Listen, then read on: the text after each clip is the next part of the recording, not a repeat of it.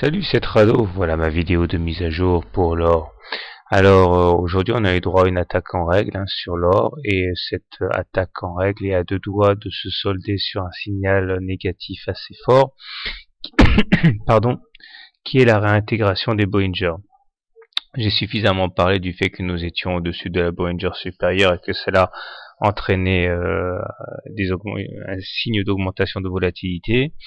Là, nous venons de réintégrer les Bollinger, et dans ce genre de situation, si on devait effectivement clôturer entre la Bollinger supérieure et la Bollinger inférieure, ce serait le signe, enfin, statistiquement parlant, d'un retour sur la moyenne mobile à cette séance.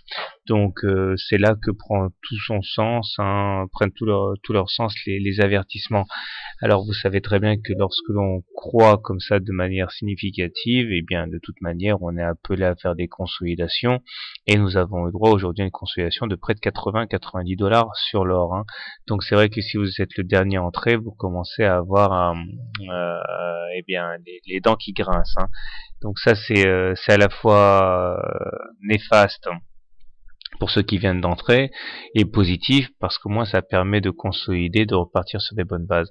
D'ailleurs j'ai coutume, vous le savez bien, de tracer des fibos pour voir un petit peu où nous en sommes, et si on se réfère à la toute dernière séance de hausse, enfin phase de hausse, nous voyons que voilà, entre les plus bas du 31 juillet 2011 à 1605 et les plus hauts d'hier à 1816, nous avons visité les 38,2% de retracement Fibonacci, et nous avons rebondi sur ces 38,2%. Bon, bah franchement, je trouve que c'est pas une mauvaise chose parce qu'au moins on a une sorte de filet de sécurité lors de l'attaque prochaine. Alors est-ce qu'on va s'arrêter là? Eh bien, a priori, rien ne permet de dire qu'on ira enfoncer les 38,2% puisqu'aujourd'hui ils ont été préservés. Il demeure que je pense qu'on est bien parti quand même pour aller toucher la M7. C'est pas contradictoire, il suffit que l'on latéralise le temps que la M7 remonte. On verra. Mais en tout cas, si vous êtes haussier, vous avez un point d'entrée intéressant au contact de la M7, voire de la M20. Si vous êtes baissier, par contre, vous avez un point d'entrée intéressant short là, en espérant donc le retour sur la moyenne mobile à cette séance. Il demeure que puisqu'on est au-dessus d'une M20 croissante, que la tendance est actuellement haussière.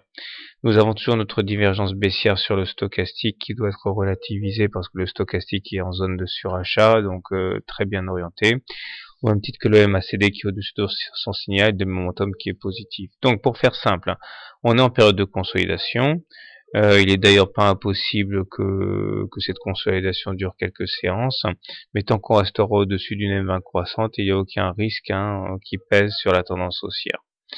On est toujours également en transit vers le haut du canal bleu qui reste mon objectif graphique de référence. Voilà, bonne soirée, bon trade et à demain.